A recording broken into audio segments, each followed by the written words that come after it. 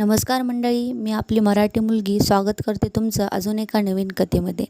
चला तर मग आजच्या कथेला आपण सुरुवात करूया.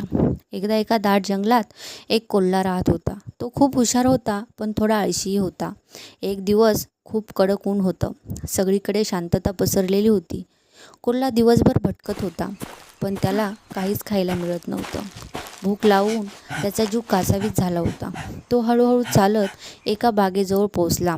तिथे हिरव्या हिरव्या पानांनी भरलेली झाडं होती आणि एका वेलावर लटकलेले मोठे जांभळे द्राक्षाचे घड होते.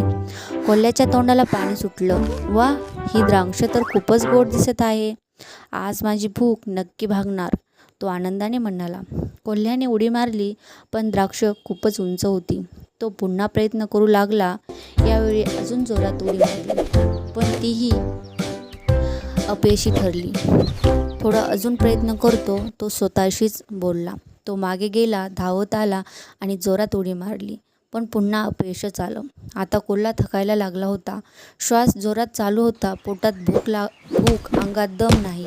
तरी त्याने अजून काही वेळ प्रयत्न केला. शेवटी तो थांबला.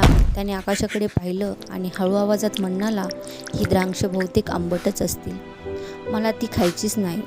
आणि तो वळला. हळूहळू तिथून निघून गेला. पण त्याच्या मनात एक गोष्ट राहिली. त्याला माहीत होतं की हे द्राक्ष गोडच होती, पण तो ती मिळू शकला नाही. त्या दिवशी सगळं शांत होतं, पण त्या कोल्ह्याने स्वतःलाच फसवलं होतं. बोध, जे मिळत नाही त्याला कमी लेखणं म्हणजे स्वतःची फसवणूकच करणं.